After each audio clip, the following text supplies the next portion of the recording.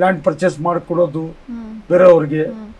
ನಾನು ಕಮ್ಮಿ ಪರ್ಚೇಸ್ ಮಾಡ್ತೀನಿ, ಬೇರೆಯವ್ರಿಗೆ ಪರ್ಚೇಸ್ ಮಾಡಿಕೊಡೋದು ಒಂಥರ ಅದನ್ನಲ್ಲಿ ಟೈಮ್ ಪಾಸ್ ಆಗಿಬಿಡ್ತದೆ ನನಗೆ. ಅದು ಬಿಟ್ಟ ತಕ್ಷಣ ಬುಕ್ಸ್ ಓದ್ಬಿಡ್ತೀನಿ.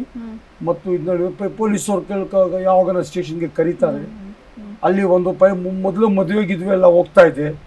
ಸ್ವಲ್ಪ ನಮ್ಮ ಟೀಮ್ನಲ್ಲಿ ಸ್ವಲ್ಪ ಕಿಡ್ನಿಗಳು ನಡೀತು. ಆವಾಗ ಮದುವೆ ಹೋಗುವಾಗ ನನಗೆ ಅಟ್ಯಾಕ್ ಮಾಡ್ಬೋದು.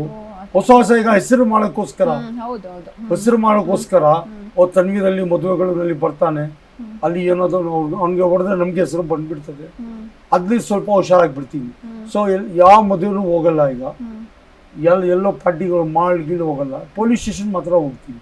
ಕರೆದ್ರೆ ಒಂದು ಫೋನ್ ಮಾಡಿದ ತಕ್ಷಣ ಪೊಲೀಸ್ ಸ್ಟೇಷನ್ಗೆ ಹೋಗ್ಬಿಡ್ತೀನಿ ಅನ್ನೋ ದಿನಚರ ಹಂಗೈತೆ. ಈಗಲೂ ಕೂಡ ನಿಮ್ಗೆ ಥ್ರೆಟ್ ಇದೆಯಾ? ಹೇಳಕ್ಕಾಗಲ್ಲ ಅಮ್ಮ.